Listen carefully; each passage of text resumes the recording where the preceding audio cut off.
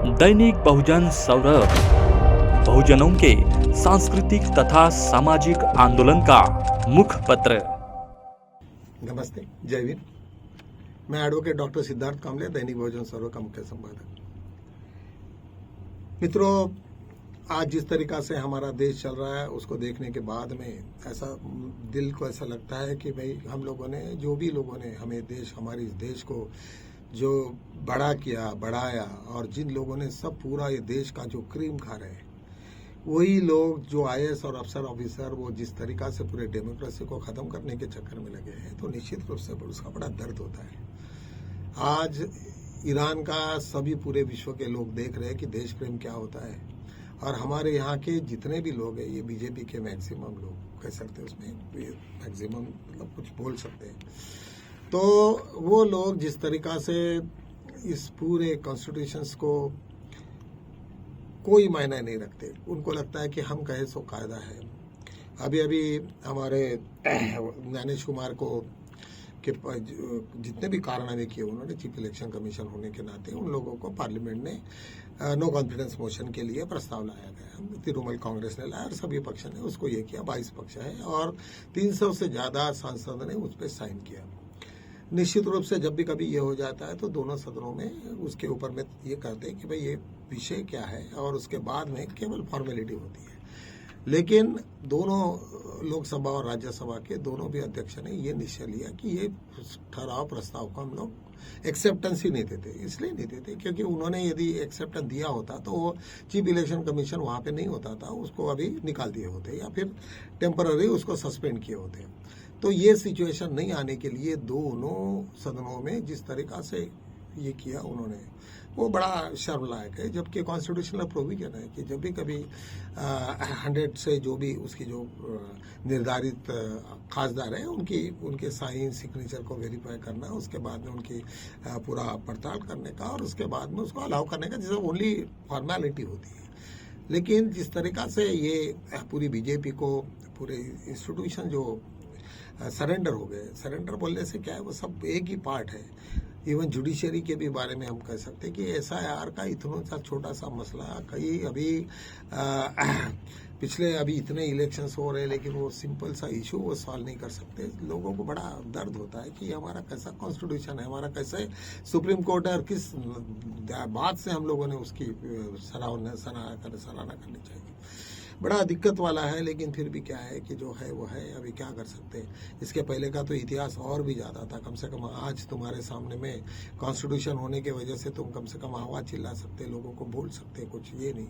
लेकिन इसके पहले जो ये चलता था, यहाँ पे पेशवाई का राज था, वो कितना भयानक होगा। इवन ब्रिटिशों के भी जमाने में कुछ ना कुछ सुनवाई थी, लेकिन फिर भी रिक्रूटमेंट और ये वो सब के सब डामी से भरे हुए थे, जिसके वजह से वो जो भी कहते थे वो वही चलता था। लेकिन ब्रिटिशर भी कुछ जगह पे वो ये थे। आखिर जाते जाते ब्रिटिशर ने कहा भी कि ये देश की सत्ता इन लोगों के हाथ में दे रहे हो, वो लोग ठीक नहीं है।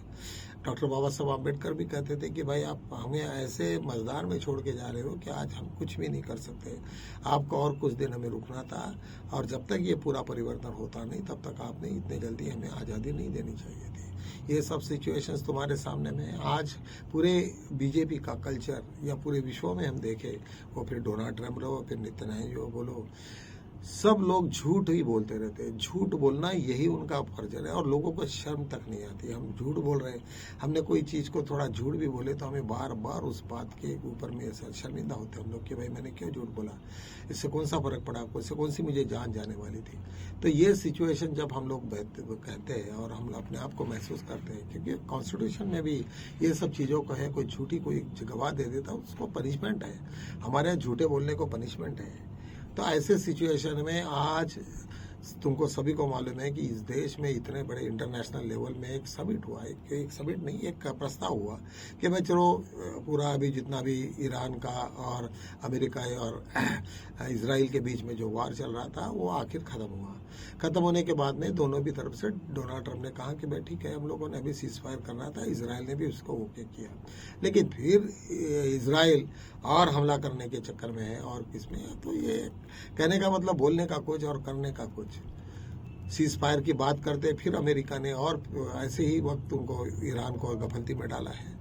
लेकिन फिर ईरान घबराया नहीं, उसी मजबूती के साथ लौटा।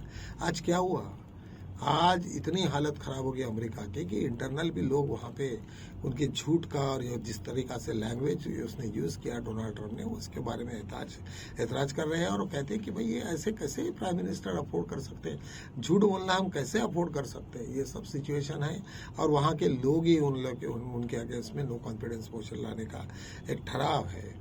अभी ये सब सिचुएशन इसी तरीका से चलते रहे तो मुझे लगता है आज देश में जिस प्रकार की संस्कृति है, सभी रिलीजन्स के लोग, चाहे वो ईसाई हो या फिर जू हो या फिर इंडियंस हो या कोई भी हिंदूज हो, बुद्धिस्ट हो, सभी लोगों के धर्म में एक ही बात है कि तुम सत्य बोलो, सत्य पे रहे। और सत्य में वो जयते हर जगह हम लोग बात करते हैं, लेकिन निश्चित रूप से जितना झूठ बोलना है उसी को हम लोग पूरा उसको वही लोग आगे जा रहे हैं। ये सब कैसे लोगों को भुलावा दे देते हैं, कैसे लोग भूल जाते हैं इसमें कि भाई यह आदमी ने इतना इतना झूठ बोला है, इतना रोज के इतने गंदे गंदे वीडियोस हमारे नरेंद्र मोदी जी के अगेंस्ट में आते हैं।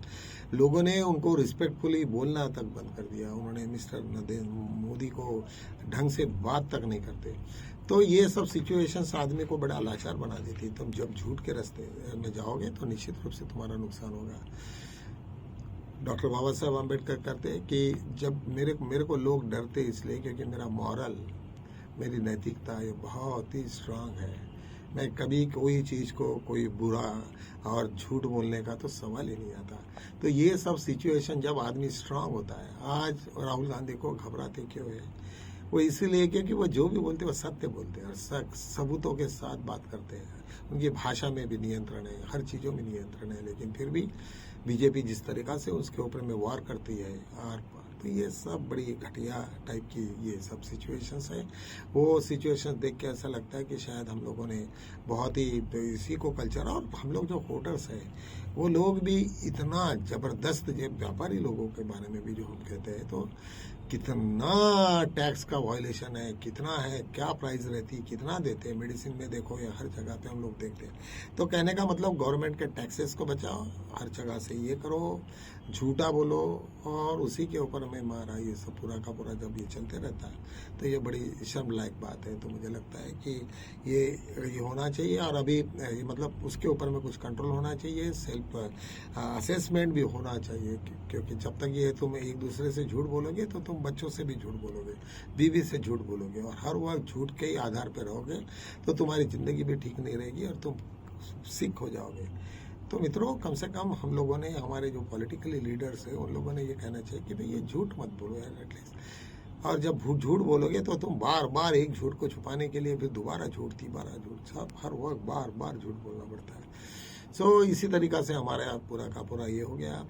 आज हमारे नरेंद्र मोदी जी और सब गवर्नमेंट बड़ी थोड़ी सदमे में होगी, क्योंकि उनका पूरा का पूरा झुकाव नेतन्याहू की तरफ में था, इजराइल की तरफ में था, अमेरिका की तरफ था, डोनाल्ड ट्रंप उनका गाइड था, वो उनको सब ये करते थे। लेकिन आज जिस तरीका से उनकी हालत हो गई वो देख के उनको लगता है, अभी डोनाल्ड ट्रंप ने भी ये सब सिचुएशंस को देखते हुए अभी नेतन्याहू को कहा कि भाई तुम जरा रुक जाओ, अभी ये सब बंद करो अभी, क्योंकि इसलिए कि अमेरिका में ही अभी उनका क्या होगा हाल, क्योंकि नो कॉन्फिडेंस मोशन आएगा, यूएन तुम्हारी रिपब्लिकन पार्टी के ही लोग उसके अगेंस्ट में गए हैं और निश्चित रूप से मुझे ऐसा लगता है कि ये कंटिन्यू हो गए या नहीं। यदि यार वो नहीं होते तो पूरा का पूरा समय, क्योंकि इतने सारे लोग मर गए उनकी वजह से, ये सब गलत डिसीजन की वजह से, तो मुझे लगता है कि उनको जेल में ही जाएंगे वो। नेतन्याहू का भी हाल वैसे ही होगा। तो इन लोगों को भी लगता है कि भाई एक बार न्यूक्लियर वेपन डालो, साले मैं भी मरूंगा, तुम भी मरो, सब मरो, खत्म हो गई, खत्म कहानी। ये सब सिचुएशन ऐसा हर आदमी को उनको लगता होगा कि जो उसमें ये है। तो मित्रों, हम लोगों को थोड़ा सा ये देखना पड़ेगा कि आज पूरे के पूरे विश्व देख रहा है कि तो झूठ कैसा बोलते हैं और क्या क्या बकवास करते हैं। शर्म आती है थोड़ी कि हमें नहीं करना चाहिए, जो चीज़ें नहीं करनी चाहिए तो उसका ये हमने चुनना चाहिए। तो अभी देखिए इलेक्शन में हमारा जो भी कुछ चल रहा है, हेमंत विश्वकर्मा जिस तरीका से उनको जो प्रॉपर्टी और इसके जो डॉक्यूमेंट्स पवन खेड़ा ने सब पूरे दुनिया को बताया, निश्चित रूप से सभी के लोग डर गए हैं। अभी मुझे लगता है कि जो कोर बीजेपी का वोटर्स है वो भी डिस्टर्ब हो गया होगा, शायद उनको ये लग गया होगा कि ये आदमी यहाँ इंडिया में रहेगा या फिर देश छोड़ के भागेगा। तो ऐसे सिचुएशन में उनके अगेंस्ट में है, पुलिस है, कोर्ट ने भी उनको फटकार लगाई है। शायद हो सकता है कि उसके अगेंस्ट में FIR हो जाएगा, तो वो कभी भी संसद में ये अपने चीफ मिनिस्टर नहीं बन सकेंगे वैसे। तो सभी लोगों का यही प्रेडिक्शन है। मुझे लगता है कि ये सब सिचुएशन और वेस्ट बंगाल और जिस तरीका से सभी पार्टियां ये कर रहे हैं, फिर मुझे ऐसा लगता है कि जहां तक अब ये इजराइल के जो हाल है वो देखने के बाद में हमें निश्चित रूप से कुछ ना कुछ तो भी बीजेपी को उसका झटका निश्चित बैठेगा, ऐसा मुझे लगता है। यार मेरे पर ये है, मेरा अनुमान है। ऐसा कुछ हो भी सकता, नहीं भी हो सकता, मुझे कुछ नहीं मालूम, लेकिन मेरा अनुमान है निश्चित रूप से इजराइल के वो जो पेगासस जैसे जो स्पाईवेयर्स आए थे, जिसके वजह से बीजेपी ने उसको इस्तेमाल किया, ये सबको दुनिया को मालूम है। तो चलो हम लोग आज यहीं रुकते हैं, कल मिलेंगे नए मुद्दों के साथ में। तब तक के लिए जय भीम।